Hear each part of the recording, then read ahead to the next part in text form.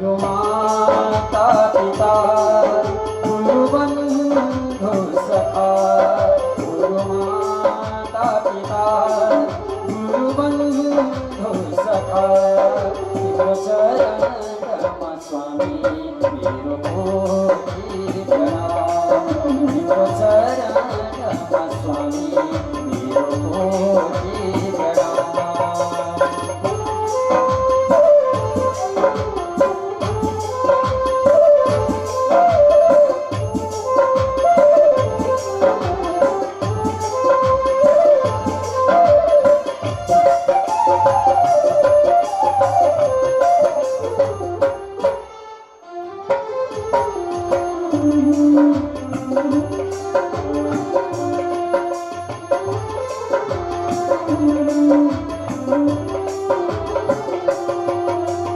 पहिले सत्ययुगमा विष्णु भगवानको अवतार भएछ, त्रेतायुगमा रामचन्द्र भगवानको अवतार, द्वापर युगमा कृष्ण भगवानले लीला गर्ने विचार गर्नुभएको छ, अहिले कलियुगमा कल्की अवतार भगवानको लीला चल्नेछ। बोलो राधे राधे।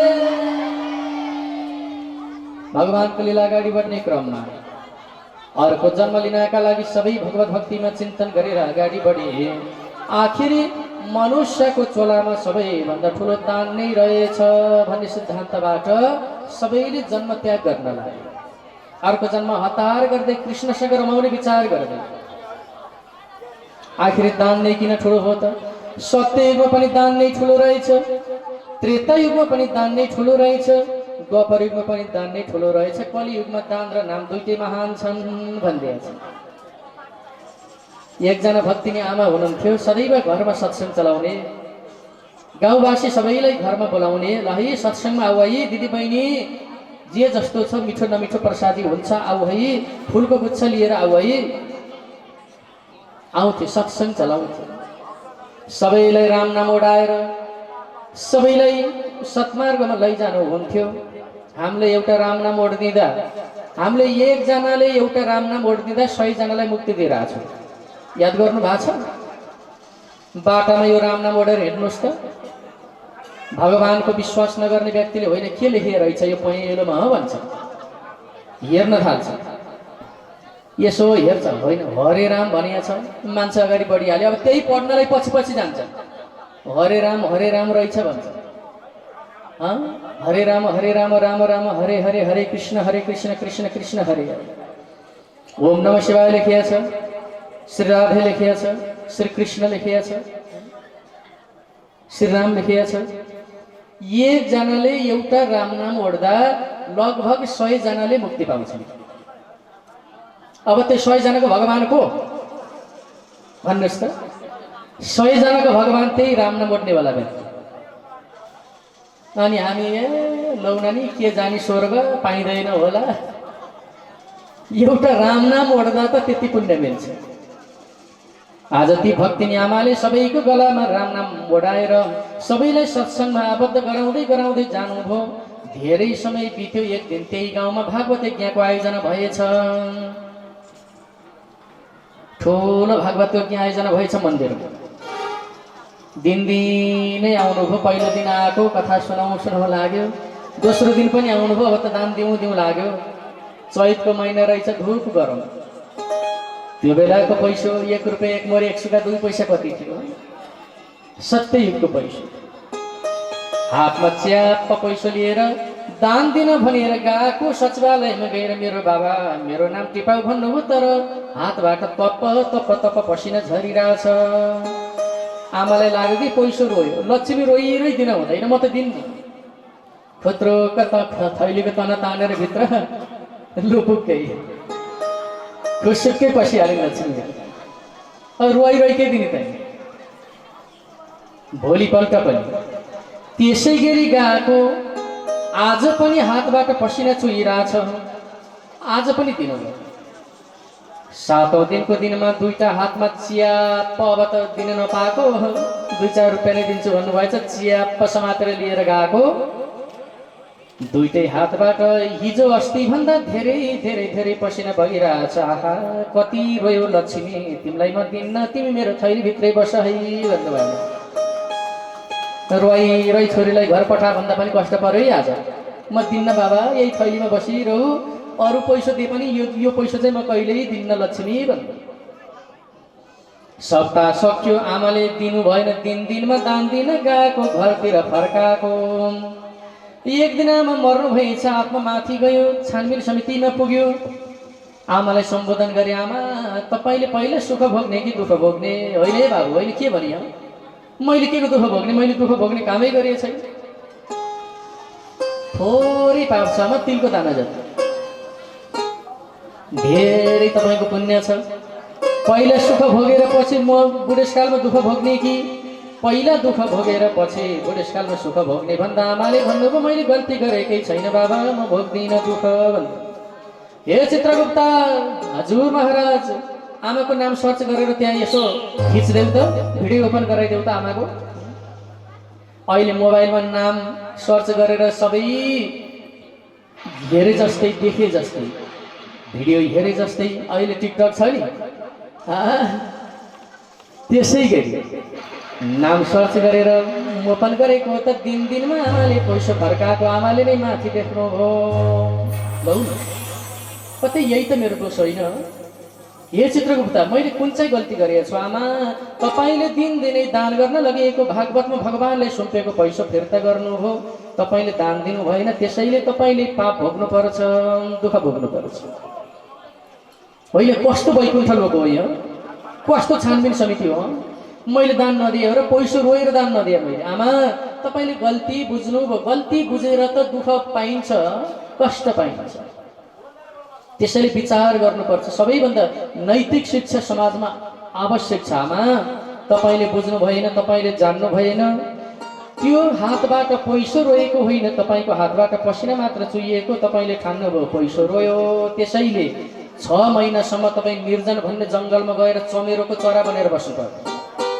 ओहो, यत्रो ठुलो कष्ट मलाई 6 महिना निर्जन जङ्गलमा अरू चरा बनाउन मिल्दैन, न माथि गएर बस्न पाइने, न तल बस्न पाइने, टाउको तलतिर बनाएर झुन्डिने। यो त म भन्दिनँ आमा। जसले भागवत यज्ञमा दान दिन लगेर पैसा फिर्ता गर्छ भने, दिँदैन भने त्यसलाई 6 महिना हाम्रो नियम हो चमेरो बनेर बस्नु पर्ने मर्त्यलोकमा गएर। 6 महिना पछाडि त्यो चमेरोको शरीर मर्छ, अनि त्यही चमेरोको आत्मा माथि आउँछ। तपाईँको पाप कर्म सकिन्छ, तपाईँले गरेको पुण्य कर्मबाट तपाईँ अगाडि बढ्ने हो आमा। तपाईँ रोएर हुँदैन, तपाईँलाई तपाईँको परिवार कसैले बचाउनेवाला छैन। रमिता हेर्छन् यहाँ मर्त्यलोकमा जस्तो चल्दैन, यहाँ त मात्र पाप र पुण्य चल्छ।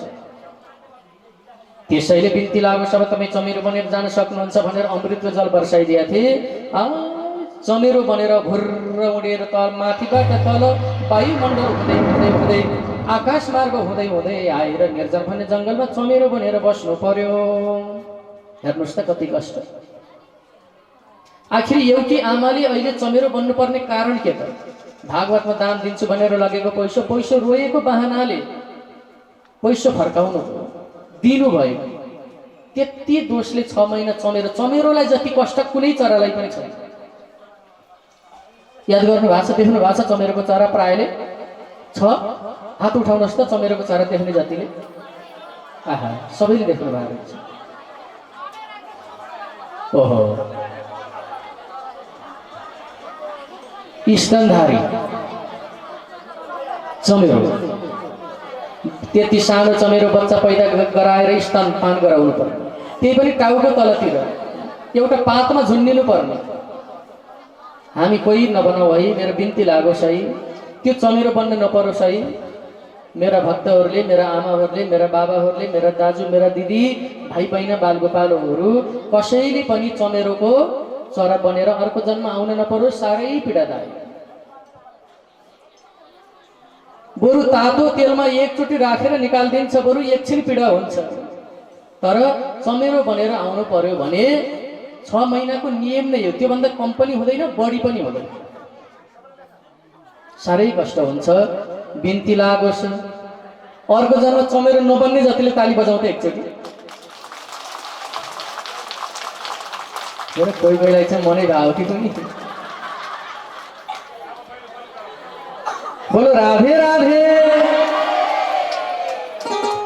त्यसैले दान गर्नु, धर्म गर्नु, कर्म गर्नु, भक्ति भावनाबाट अगाडि बढ्नु यो नै मानव चोलाको धर्म रहेछ। मानव धर्मलाई सम्मान गर्नु, मातृवत परदार यसु सबै छोरी मान्छेलाई आमा समान ठान्नु, परद्रव्यम सर्वष्टवत् अर्काको हातको पैसालाई खुष्टा समान पाप पतिकर समान ठान्नु, आत्मवत सर्वभूतेषु अर्काको आत्मा आफ्नो आत्मालाई एकै ठान्नु, सैव धर्म उच्यते स भनेको त्यो व्यक्ति हो धर्मबाट प्रकाण्डित व्यक्ति। तीनवटा नियम मानेको व्यक्ति, सबैलाई मातृशक्ति पितृशक्ति समान ठान्नु, अर्काको पैसा कहिले मौका पर्ला नभन्नु यो त पाप पतिङ्गर समान हो भनेर मन बुझाउनु। दुईटा भयो। तेस्रो भनेको चाहिँ आत्मवत् सर्वभूतेषु आफ्नो आत्मा अर्काको आत्मालाई एउटै ठान्नु, सबैलाई दुःख पर्दा पीडा हुन्छ, सुख पर्दा सबैको मन खुसी हुन्छ, यही हो शैव धर्म उच्यते त्यो व्यक्ति हो धर्मबाट प्रकाण्डित व्यक्ति। त्यसैले भागवत 10वां स्कन्द पूर्वार्ध कथा रमाइलो प्रसङ्ग। एक मथुरामा राज्य गर्नेवाला एक राजा हुनुहुन्छ जसको नाम हो उग्रसेन। उग्रसेन भन्नेवाला राजाका भाइ जसको नाम हो देवक, देवक भन्नेवाला राजाकी छोरी जसको नाम हो देवकी। यता वटेश्वर भन्नेवाला नगरमा सुरसेन देशमा राज्य सञ्चालन गर्नेवाला राजा थिए जसको नाम हो सुरसेन। सुरसेन भन्नेवाला राजाका छोरा जसको नाम थियो वसुदेव। वसुदेव धर्मात्मी थिए। उग्रसेन भन्ने राजाका छोरा कंसको साथी पनि थिए, सत्मार्गमा लाग्नेवाला थिए। यता देवक भन्नेवाला राजाकी छोरी देवकी हुर्किँदै गइन्, बढ्दै गइन्। अब छोरी हुर्केपछि कसलाई दिने, छोरा हुर्केपछि विवाह गरेर कस्ती बुहारी भित्र हुने चिन्ता हुन्छ कि हुँदैन? छोराको भन्दा अलिकति बढी छोरीकै चिन्ता हुन्छ। छोरीले अहिलेसम्मको इज्जत माटा मिलाइदियो भने लौन के गर्ने होला, लामो नाकलाई छोटो बनाइदिएर गइदियो भने के गर्ने होला, चिन्ता हुन्छ कि हुँदैन? छोरा भन्दा छोरीले अलि चासो पनि गर्छन्। घरमा नौलो मान्छे अवस्था 20 गएर 21 लाग्यो छोरी घरमा भागरमा। एउटा भैँसी किन्न भए पनि कुरो मेरै त होला, यसो कान थापेर सुन्नै पर्यो। तै पनि मिठो चिल्लो कुरो पो छ कि, तै पनि दिन सुध्रिएको छ कि, कान लगेर तानी तानी हो त्यस्तो भएको थियो। छोराले बरु के चासो गर्दा छोराछोरी हुर्केपछि अब कहाँ कसरी घर जम बनाइदिने, जोडा त मिलाइदिनु पर्यो नि, बाबा आमाको कर्तव्य हो।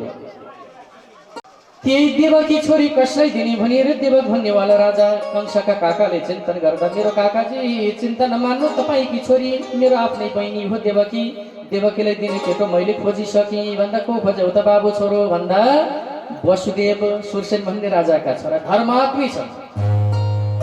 एउटै सत्यताले म सम्मान गर्छु वसुदेव, कहिले पाप कर्म गर्दैनन्।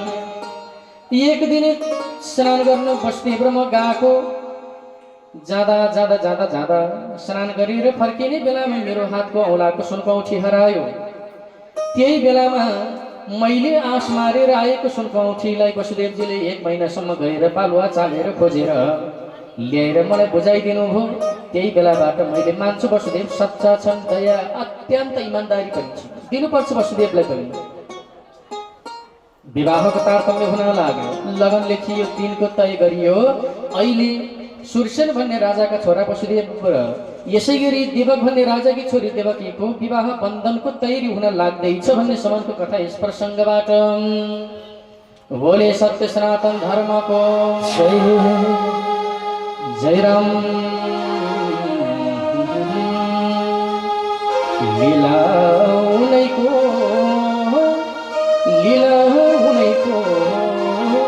कहिले हाँसो कहिले हाँसो, लीला उनैको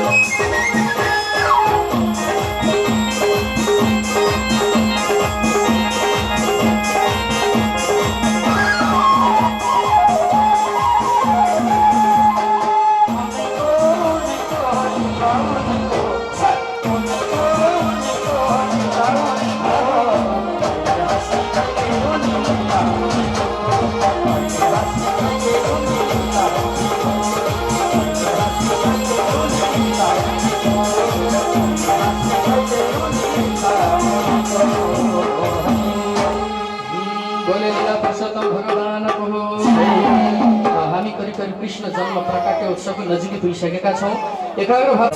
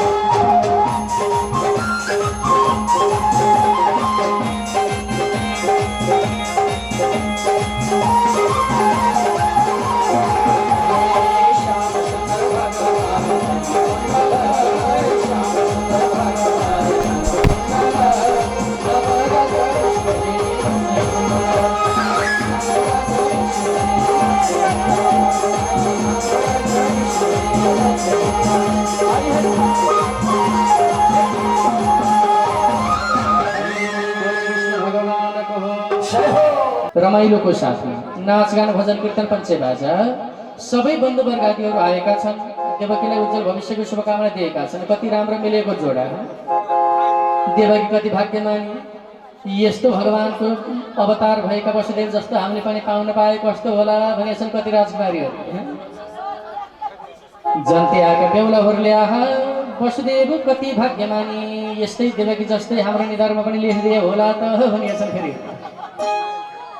तर्क वितर्क गरिएछन्। उज्जवल भविष्यको शुभकामना आदान प्रदान गरिएछन्। दाइजोहरू दिएका छन् गजानम चतुशतम 400 हात्ती, 15,000वटा घोडा, 1800 रथ। यसै गरी देवकीलाई सेवा गर्नका लागि 200 कुमारीहरू स्पर्शस्त दाइजो दिएर विवाह भव्यताको साथमा सम्पन्न। पहिला पनि दाइजो दिने चलन रहेछ। अहिलेकाले किन छोड्थे किन छोड्थे लैहाल्थे रुखे बनाउँथे पहिला पनि चलन रहेछ गजाराम चतुशतम 400 त हात्ती मात्रै 15,000 त घोडा मात्रै 1800 त रथ मात्रै रथ भनेको अहिलेको गाडी 1800 एउटा गाडी एउटा देवकीलाई दाइ जान्छ अहिलेकालाई त के भएर नि त्यो शान्तिनगरको त्यो चारना घडेरी फक्लक्क नपारी त मैले जानेको छु भनेको छ नि दुईटा घर छ एउटा घर फक्लक्क नपारी कहाँ छोड्नु भनेछ छोड्नु हुँदैन है दाजुभाइ छोराछोरी बराबर हो दाजुभाइलाई महल छोरीलाई झुपडीमा पुर्याइदिने बराबर यो छोड्नु हुँदैन छोरा र छोरी एउटै हो ताली बजाउँदै एकचोटि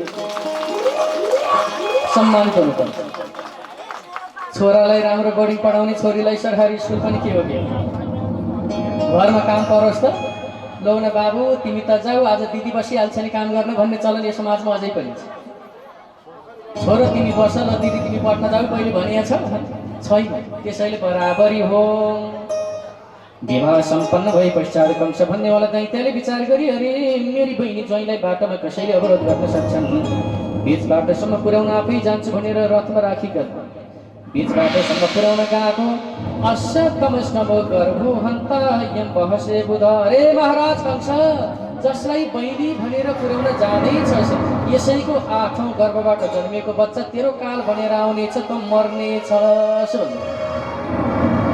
हतार हतार हतार टक्क रथलाई रोकेर रथबाट झरे हातमा तरबार लिएर बहिनी ज्वाइँ काट्नका लागि जुन वृक्षमा पाप फल्छ त्यो पाप फल्न दिनुभन्दा पहिला वृक्षको जरा सहित निर्मूल पार्दिन्छु भनिकन एकछिन पहिला आफैले कन्दान दिएको बहिनीलाई काट्नका लागि कंसासुर भन्नेवाला दैत्य अगाडि बढ्यो जयराम घुमायो तरबार घुमायो बहिनी ज्वाइँ काट्नलाई तरबार घुमायो तरबार घुमायो तरबार घुमायो बहिनी ज्वाइँ काट्नलाई तरबार घुमायो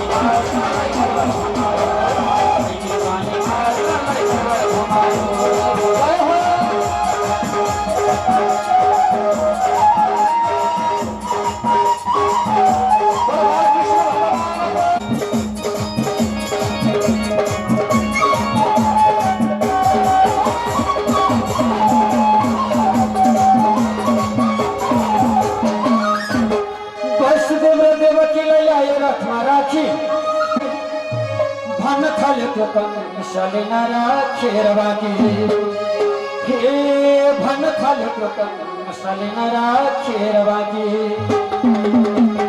घुमाइ घुमाइ कंसले तरबार घुमायो यो मन गरायो बस्ने पानी मार्नलाई तरबार घुमायो पानी मार्नलाई तरबार घुमायो घुमाइ घुमाइ कंसले तरबार घुमायो यो मन गरायो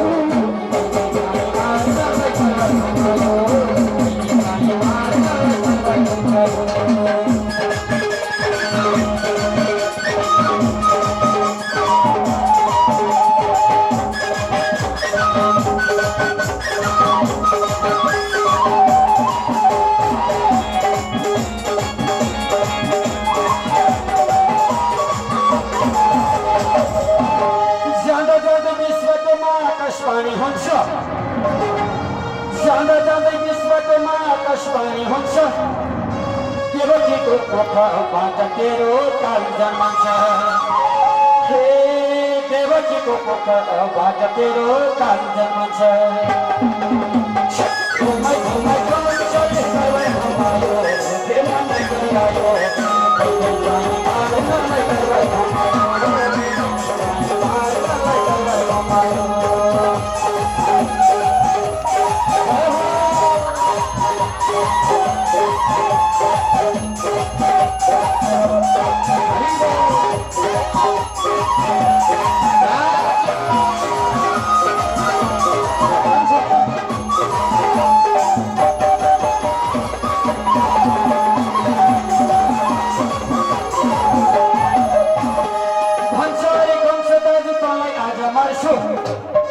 भन्छ अरे कंस दाजु तँलाई आज मार्छु यही त बलले तँलाई आज टुक्रा टुक्रा पार्छु हो यही त बलले तँलाई आज टुक्रा टुक्रा पार्छु घुमाइ घुमाइ कंसले तर घुमायो यो मन जगायो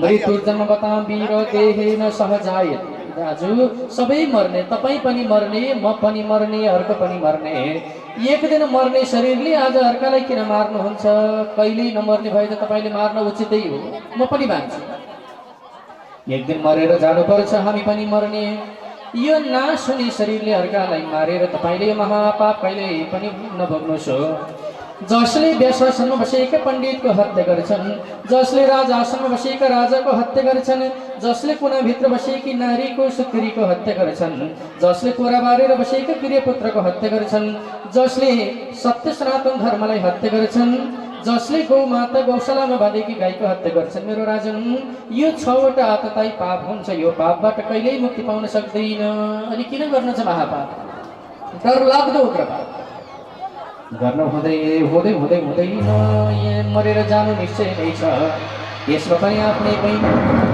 आफैले कन्यादान दिएको बहिनी आज एउटा महाराज कंसले त्यसमा पनि छोरी मान्छेको हत्या गर्यो त्यो पनि बहिनीको हत्या गर्यो यो समाजमा हजुरको चर्चा कस्तो होला महाराज यो काम नगर्नुहोस् हुँदैन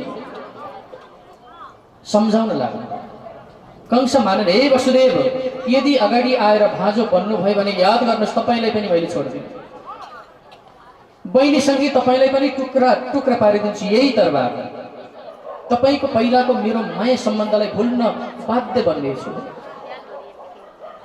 वसुदेवलाई पनि लाटो रिस सोझो मान्छेलाई लाटो रिस उठ्छ हे महाराज कंस खबरदार एक पाइला अगाडि बढ्ने होइन मेरी श्रीमती लौ त काट्ने अधिकार कसरी हुन्छ मेरी श्रीमती छोएर देखाउनुहोस् त सच्चा नारी सच्चा पुरुषले एक हात बीचमा ठाउँ राखेर मात्र आमुन्ने सामुन्ने बोल्नु पर्छ कुइनाले छोएर पनि बोल्नु हुँदैन सच्चा नारीले सच्चा पुरुष अर्काको श्रीमतीलाई कति सजिलो काटिदिन्छ लो काट्नुहोस् त छोएर मात्र हेर्नुहोस् त मेरी श्रीमती 3 घण्टा पहिला तपाईँको बहिनी तपाईँको अधिकार थियो अहिले मेरी श्रीमती मेरो अधिकार हुन्छ नाम अलग गोत्र अलग थर अलग परिवार अलग तपाईकी बहिनी तपाईको घरको छोरी बनिया थिइन् आज मेरी श्रीमती मेरो घरको बुहारी बन्दै छिन् खबरदार तरबार फालिदिनुहोस् हे वसुदेव मलाई थाहा थियो यतिसम्म तिमी नीच बोल्दैछौ जस्तो मलाई लाग्दैन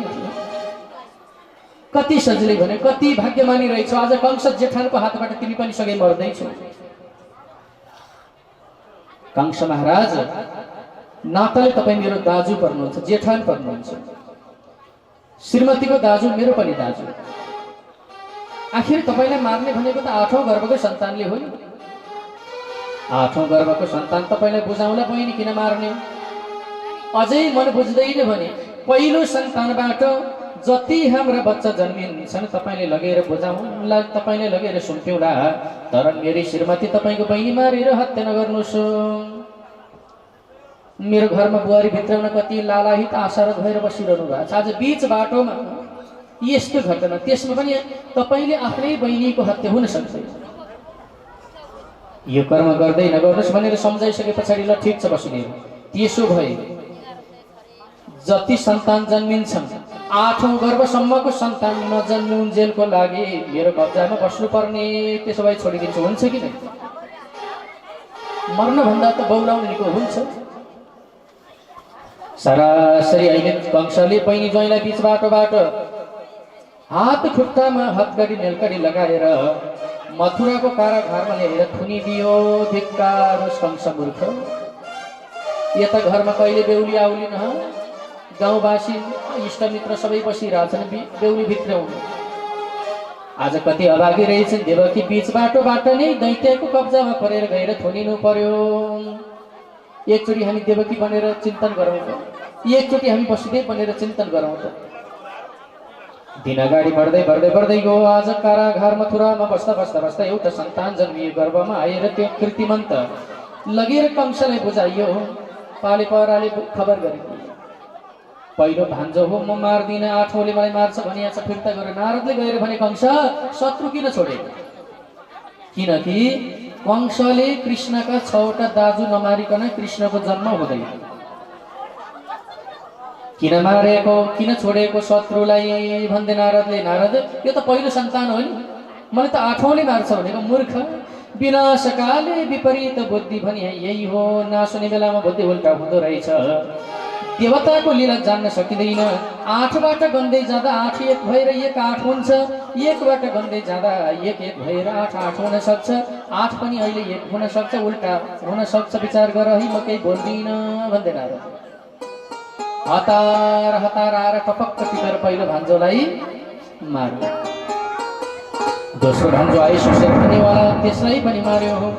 तेस्रो भद्रशेर भन्नेवाला भान्जो जन्मिए, त्यसलाई पनि मार्यो। 4औं रिजु भन्नेवाला भान्जो जन्मिए, त्यसलाई पनि मारे। 5औं सम्वर्धन भन्नेवाला भान्जो जन्मिए, त्यसलाई पनि मार्यो हो। 6औं भद्र भन्नेवाला भान्जोको जन्म भयो, त्यसलाई पनि कंस भन्नेवाला पापीले मारिदियो। यो समाचार मथुरामा यत्र तत्र हल्ला चल्यो। कंसले 6वटा भान्जोको हत्या गरिरह्यो। कंसका पिताजी उग्रसेनले सम्झाउन लाग्नुभयो, बाबु मेरो छोरो नहुँदा कहिले जन्मेला भयो, आज कहिले हुर्केला भयो, कहिले बढ्ला भयो, तिमीले किन यस्तो यस्तो अनैतिक कर्म गर्छौ? कता मैले सुनेको 6वटा भान्जो पनि मार्यो। देवकी वसुदेवलाई लगेर थुनेका छौ, जाऊ लगेर छोडिदेऊ। पापको प्रायश्चित्त गर, आजबाट यस्तो पाप कर्म नगर मेरो बाबु। मेरो इज्जत माटोमा नमिलाइदेऊ। तिमीले गल्ती गरेर 3 पुस्ताको नाम किन माटोमा मिलाउँछौ? नमिलाऊ। हेरै पिताजी, नाम मात्रै पिताजी, मलाई अर्ती उपदेश दिने बेला त को हो? अरू केही जान्दिन। भोलिको सूर्य उदयसँगै मथुराको राज्य मलाई चाहिन्छ। होइन भने देवकी वसुदेवलाई जस्तै लगेर एकै ठाउँमा थला पार्नु नपरोस्। मूर्ख, तँ जस्ता पापीको हातबाट यस्ता छोरा भएर जन्मिने यस्ता शत्रु पनि आफ्नै छोरा हुँदो रहेछ। तेरो हातबाट लगेर थुनिएर नरक गर्नुभन्दा त म आफै बेलैमा गएर आनन्दले देवकी वसुदेवले सम्झाएर बस्छु। त्यही छोराको कारणबाट उग्रसेन भन्ने राजाले छोराले मार्छ भन्ने डरले दरबारको त्यो राज्य नै छोडेर मथुराको राज्यलाई नै चटक्कै कंसलाई सुम्पेर कारागारमा गइकन देवकी वसुदेवलाई सम्झाउँदै सम्झाउँदै बस्न लाग्नु हो। पहिला जन्मिँदादेखि अहिले हुर्किँदासम्म जन्मिएर पहिला आफूले पालेको भोलि उसले पाल्ला भन्ने सपना देखेको आज ठिक विपरीत भइदियो। उग्रसेन भन्ने राजा धोरो धोरो धोरो रुन लाग्नुभयो।